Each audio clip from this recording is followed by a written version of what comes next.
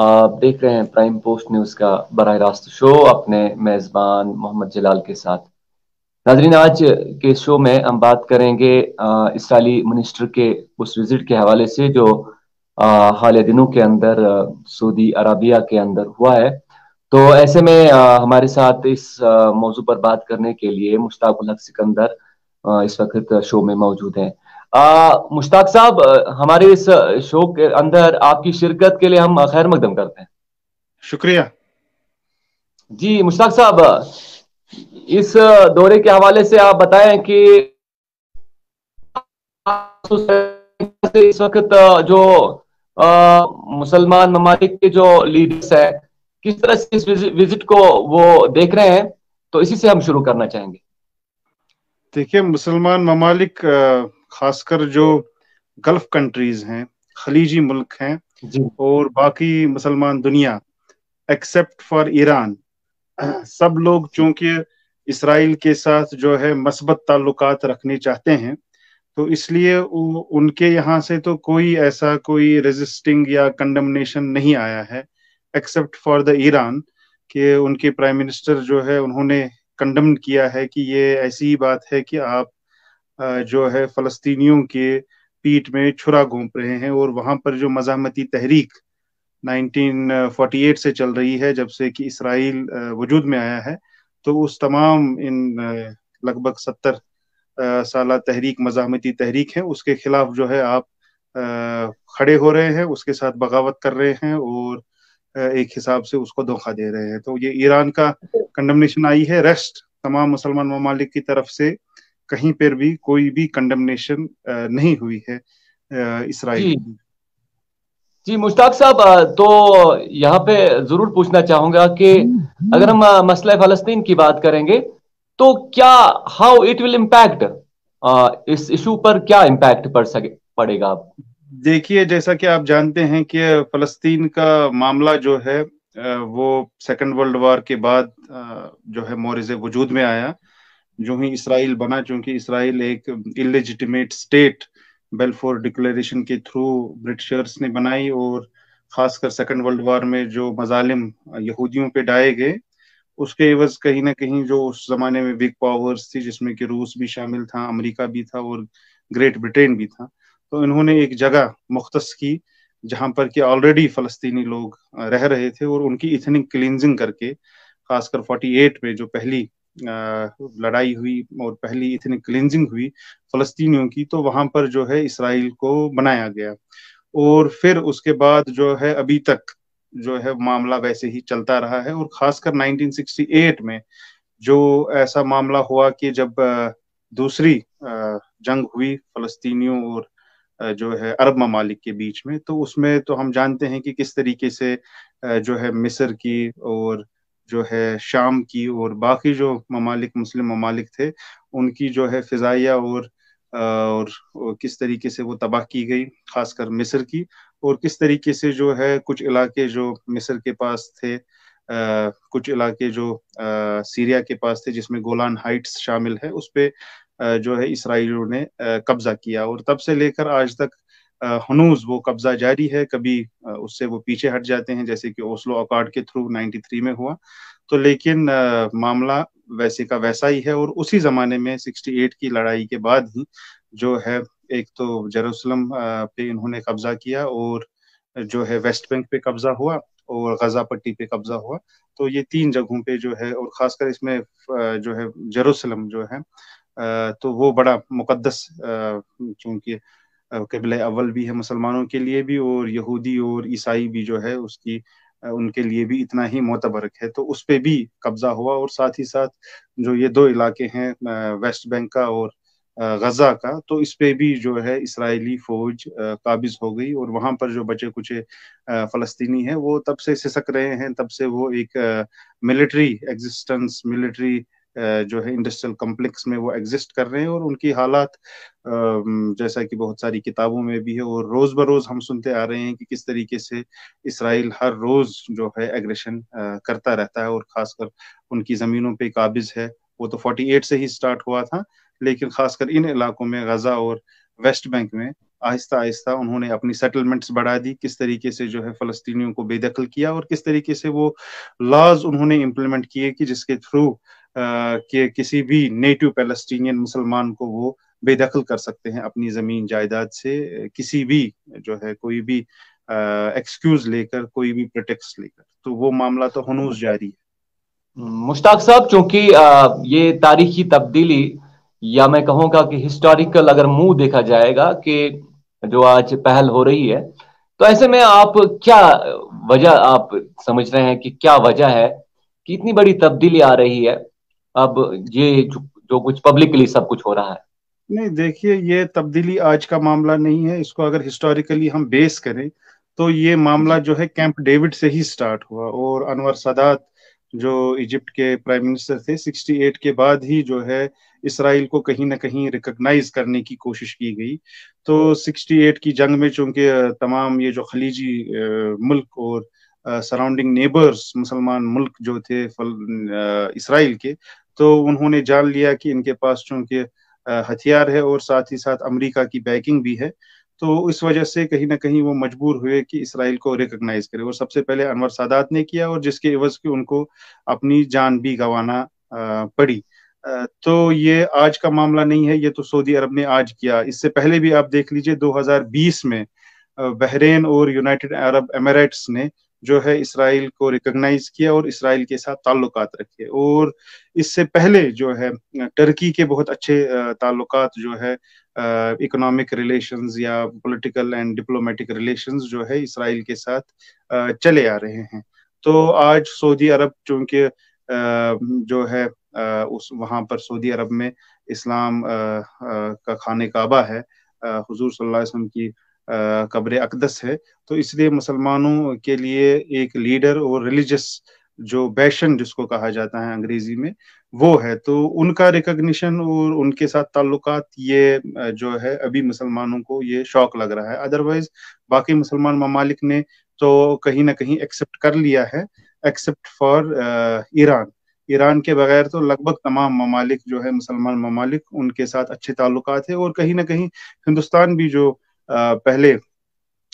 جواہر لال نہرو سے ہی لے کر 90s تک, راجیو گاندھی تک جو ہے انہوں نے برابر سپورٹ کیا ہے پیلسٹینین ریزسٹنس کا, اور یہاں پر پیلسٹینین اتھارٹی کا, یا اس سے پہلے جو PLO تھی پیلسٹینین لبریشن آرگنائزیشن, تو یاسر عرفات کے یہاں پر ایمبیسڈر بھی رہا کرتے تھے. یہاں پر جو ہے فلسطینی اسٹوڈنٹس کو اسکالرشپ بھی انڈیا دیتا تھا. تو یہ تمام چیزیں جو ہے آہستہ آہستہ پھر چینج ہوتی چلی گئی. چونکہ اس میں ایک پروسیس جو میں سمجھتا ہوں کہ جو ڈیکولونائزیشن والا معاملہ تھا وہ کہیں نہ کہیں 91 تک ختم ہو گیا, جب ساؤتھ افریقہ میں نیلسن منڈیلا نے جو ہے اپارتھیڈ کی رجیم کو ختم کیا. تو اس میں کہیں نہ کہیں فلسطین جو ہے, فلسطین کا مسئلہ ریزالو نہیں ہوا. تو 1991 کے بعد چونکہ ورلڈ آرڈر بہت حد تک بدل چکا ہے, اور اب لوگ انٹرسٹڈ نہیں ہے کہ کوئی ایک ملک الگ سے بنایا جائے, اور خاص کر اگر مسلمان وہاں اکثریت میں ہوں, تو یہ وہ والا معاملہ ہو جاتا ہے کہ ڈیکولونائزیشن پروسیس میں لاسٹ میں جو ہے بنا ہے, ساؤتھ افریقہ آزاد ہوا ہے. تو کہیں نہ کہیں ان 45 سے لے کر سیکنڈ ورلڈ وار جب اینڈ ہوا ٹل 1991, کہیں نہ کہیں پیلسٹینین ایشو جو ہے وہ ریزالو نہیں ہو پایا. اور اس کے بعد ہم دیکھتے ہیں کہ 91 کے بعد 93 میں جو ہے یاسر عرفات نے اوسلو اکارڈز بھی کیے اسرائیل کے ساتھ, لیکن پھر کہیں نہ کہیں اس میں جو کمپرومائز ہوا تھا, اور ساتھ ہی ساتھ یہ جانا گیا تھا کہ ہم 2 اسٹیٹ سولوشن کو ایکسپٹ کریں کہ جو ہے کہ پیلسٹین بھی ایگزسٹ کرے گا اور ساتھ ہی ساتھ اسرائیل بھی ایگزسٹ کرے گا, اور اسرائیل کہیں نہ کہیں گولان ہائٹس ریٹرن کرے گا اور ڈیملٹرائز کرے گا جو ہے غزہ کو اور ویسٹ بینک کو. وہ کہیں نہ کہیں ان چیزوں پہ, اور پیلسٹینین اتھارٹی کو فل اتھارٹی دی جائے گی کہ وہ جو ہے ان علاقوں کو ایڈمنسٹر کرے. کہیں نہ کہیں پھر یاسر عرفات کی ہی لائف میں, چونکہ 2000 میں پھر اوسلو اکارڈ سیکنڈ ہوئے, تو کہیں نہ کہیں اس پہ چونکہ فرسٹ اکارڈ پہ امپلیمنٹیشن نہیں ہوئی تھی اسرائیل کی طرف سے, اس کی خلاف ورزی ہوئی تھی, اور اس زمانے میں جو اسرائیل کے پرائم منسٹر تھے وہ مارے بھی گئے, جنہوں نے اوسلو اکارڈ میں ساتھ دیا تھا یاسر عرفات کا. تو یہ تمام فیکٹرز مل کے ہم ہمارے سامنے یہ پکچر پروڈیوس کرتے ہیں کہ جو ہے یہ ایشو ریزولوشن اس کا کہیں نہ کہیں ڈیکولونائزیشن پروسیس میں نہیں ہو پایا. تو اسی لیے اب یہ ایک کمپلیکس میز بن گیا ہے جہاں پر کہ سولوشن جو ہے پیسفل سولوشن کہیں نہ کہیں ہم کو نظر نہیں آ رہا ہے ان نیئر فیوچر. تو اس لیے تمام ممالک، چونکہ اسرائیل ایک فرسٹ ورلڈ کنٹری ہے، اکنامک ٹائز ہیں اس کے، اور آرمز ڈیلر ہے وہ بہت بڑا، تو میجورٹی مسلم کنٹریز جو اس کے نیبرز ہیں وہیں سے جو ہے ویپنز لیتے ہیں. اور سعودی عرب کی جو یہ ریسنٹ منہ ہے کہ اسرائیل کو ریکگنیشن کرنے کا اور ڈپلومیٹک مشن بڑھانے کا، تو اس میں دو فیکٹرز بڑے امپورٹنٹ. جی مشتاق صاحب، یہاں پر یہی میں آپ سے پوچھنا چاہتا ہوں کہ اسے آخر اس منہ سے کیا فائدہ سعودیہ کو پہنچنے والا ہے، تو یہ بتائیں آپ. دیکھیں، سعودی عرب کے اس میں دو امپورٹنٹ فیکٹرز ہیں. ایک یہ کہ چونکہ آپ جانتے ہیں کہ امریکہ کے سب سے جو ہے اسٹرانگیسٹ الائی دو ہی رہے ہیں آفٹر سیکنڈ ورلڈ وار، ایک سعودی عرب ہے، دوسرا اسرائیل ہے. تو اسرائیل اور سعودی عرب کے جتنے اچھے ریلیشن شپس ہوں گے، کیونکہ ابھی کا موو بھی جو ہو رہا ہے، جو یہ رشتے اچھے بنانے کی کوشش کی جا رہی ہے اور ڈپلومیٹک مشنز بھیجے جا رہے ہیں اور ریکگنیشن دی جا رہی ہے، اس میں یو ایس کا ہاتھ ہے. اور سعودی عرب یہ چاہتا ہے کہ وہ اپنا نیوکلیئر ویپنز کا پروگرام ڈیولپ کریں، اور اگر U S and Israel allows it, کیونکہ Israel is the only nuclear power in the whole Middle East, تو سعودی عرب کہیں نہ کہیں یہ جو ہے محمد بن سلمان کے under nuclear weapons program develop کرنا چاہتا ہے. اور ساتھ ہی ساتھ ان میں جو ہے ویپنز جو یہ خرید رہے ہیں اس پہ کسی حد میں جو قدغن ہے کچھ ویپنز پہ یو ایس کی طرف سے کہ وہ سعودی عرب کو نہ دیے جائیں، تو وہ قدغنی جو ہے، وہ بین جو ہے وہ اٹھانے کی کوشش کی جا رہی ہے. تو اس کے یہ دو امپورٹنٹ جو اہداف ہے، ایک یہی ہے کہ نیوکلیئر انریچمنٹ پروگرام سعودی عرب کو جو ہے سٹارٹ انیشیٹ کرنے دیا جائے، اور ساتھ ہی ساتھ آرمز پہ جو کچھ پابندی ہے وہ کم کی جائے. لیکن ساتھ ہی ساتھ سعودی عرب نے یہ شرط بھی رکھی ہے کہ جو ہے وائلنس پیلسٹینینز کے خلاف جو ہے وہ کم ہو، اور ساتھ ہی ساتھ پیلسٹینین اتھارٹی کو ریکگنیشن دی جائے اپنے علاقوں کو آپریٹ کرنے میں، اور جو سیٹلمنٹس ریگولرلی ایکسپینڈ ہو رہی ہے اسرائیل کی ان پہ جو ہو قدغن ہو. تو یہ کچھ شرائط جو ہے سعودی عرب نے اسرائیل کے سامنے رکھی ہیں. اب وہ چاہے ایکسپٹ کرے یا نہ کرے، لیکن یہ شرائط انہوں نے رکھی ہے. اور ساتھ ہی ساتھ پیلسٹینین اتھارٹی ابھی ریسنٹلی پچھلے ہی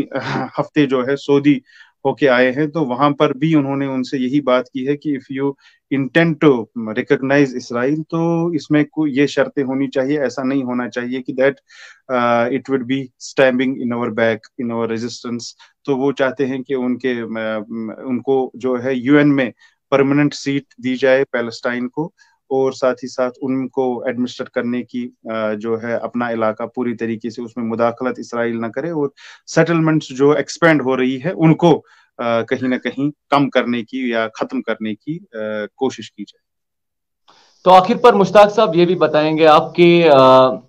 جو مسلمان ممالک ہیں تو کیا اب مسلمان ممالک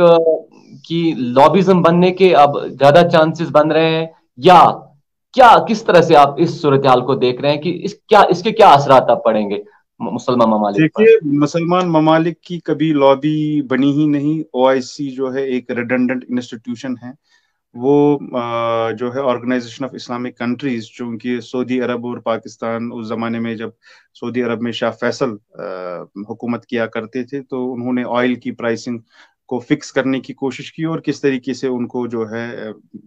مار ڈالا گیا. اور ساتھ ہی ساتھ بھٹو جو ذوالفقار علی بھٹو تھے، انہوں نے بھی اس میں بڑی پہل کی تھی کہ یہ آرگنائزیشن آف اسلامک کنٹریز بنی جائیں. لیکن ان کو بھی جو ہے ہی واز سینٹ ٹو گیلوز، ان کو بھی پھانسی دے کر ختم کیا گیا. تو کہیں نہ کہیں جو ہے اسلامی ممالک کی یونٹی تو یہ میرے خیال سے جسٹ پیپرز پہ ہی رہتی ہے، اور جسٹ وہ کچھ کانفرنسز کرتے ہیں، کچھ ریلیف ریہیبلیٹیشن کا کام کرتے ہیں. ریسٹ جو فارن پالیسی اور پالیٹکس اور اکنامک کنڈیشنز جو ہے یا اکنامک ٹریڈ ہی تمام جو ہے ممالک پہ حاوی رہتا ہے. کیونکہ اسرائیل کی کریشن سے ہی دیکھ لیجئے کہ مڈل ایسٹ میں जो है तमाम मेजॉरिटी मुसलमान ममालिक जो है वहां पर है, और स्ट्रॉन्ग मुसलमान ममालिक, ये अफ्रीका की तरह या साउथ ईस्ट एशिया की तरह या साउथ एशिया की तरह कमजोर ममालिक नहीं है, इनके पास इकोनॉमिक पावर्स हैं। But despite that economic power होने के बावजूद, when it comes to politics, when it comes to जो है relationships with other states, particularly non-Muslim states, तो there they fail to protect the Muslim interests। तो ये पहले से ही हुआ है और आज भी ऐसा ही होगा। सिर्फ ईरान जो है अभी रेजिस्ट कर रहा है, और ईरान ने, चूंकि उनका एक बैकग्राउंड है 79 से ही, इमाम खुमैनी के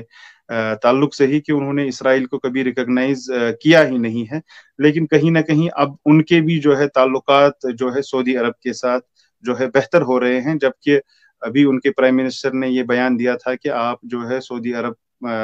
को नहीं चाहिए कि वो इसराइल के साथ इतने ताल्लुकात मजबूत करे या आगे बढ़ाए। तो लेकिन चूंकि वो अकेला मुल्क है, तो इसलिए, और चूंकि मुसलमान ममालिक ने कभी ईरान की लीडरशिप को एक्सेप्ट नहीं किया है, जबकि अभी जो दो बड़े ममालिक है रिलीजियसली, सऊदी अरबिया और टर्की, जो कि प्ले कर रहा है role as leader of Muslim world, तो ये दोनों ममालिक जो है ये इसराइल की साथ इनके बड़े अच्छे ताल्लुकात पहले से ही थे, और अमेरिका के साथ भी अच्छे ताल्लुकात थे। तो इसलिए मेरे ख्याल से इस्लामी ममालिक का कोई ऐसा ब्लॉक जो कि रेजिस्ट करे इस अटेम्प्ट को, मेरे ख्याल से वो फ्यूटाइल होगा और वो बनेगा नहीं। ये जस्ट मेयर लिप सर्विस रहेगी, और अगर कुछ ममालिक इसकी कंडमनेशन भी करेंगे तो जस्ट वो प्रेस स्टेटमेंट तक ही महदूद रहेगी, जबकि प्रैक्टिकली वो अपने रिलेशनशिप्स, चाहे टूरिज्म का हो, चाहे इकोनॉमिक्स का हो, चाहे फॉरेन पॉलिसी का हो, और चाहे ट्रेड का हो, वो इसराइल के साथ नहीं तोड़ेंगे जस्ट बिकॉज इसराइल या पैलेस्टाइन के साथ वो जो मजालिम कर रहे हैं। क्योंकि अगर वो ऐसा करते तो वो आज से मे बी 30, 40, 50 साल पहले ही ये इकदाम किया करते, जबकि ऐसा नहीं हुआ है। और आगे भी चूंकि वर्ल्ड ऑर्डर इज चेंजिंग, अब रियलिस्टिक तमाम चीजें हो रही है, and economy is basically driving everything. तो इकोनॉमिक इंटरेस्ट और आर्म्स डील्स के इंटरेस्ट जो है, और खासकर इसमें न्यूक्लियर आर्मामेंट की बात हो रही है कि सऊदी अरब को इजाजत दी जाए कि वो न्यूक्लियर वेपन्स को डेवलप करे अपने देश में। और इसराइल ने ये कहा है कि that it has no problem with Saudi Arabia enriching ये जो है it's nuclear programme, enriching uranium programme. तो इसलिए मुझे नहीं लगता है कि मुसलमान ममालिक कोई बड़ी रेजिस्टेंस इस स्टेप के खिलाफ कर सकेंगे।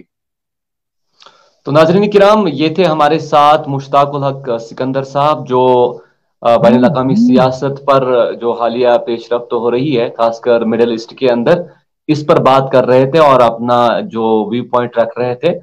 तो हम यही उम्मीद रखेंगे कि हालात बेहतर तो हो, जो मसाइल है उनका हल निकल आए, लेकिन क्या कुछ इसके असरात आने वाले वक्त में पड़ेंगे, बहरहाल उस पर बात करने के लिए जरूर हम हक साहब को फिर से मदऊ करेंगे। तब तक के लिए हम अपने मेहमान मुश्ताक साहब का भी और अपने नाज़रीन का भी जो है इजाजत चाहेंगे।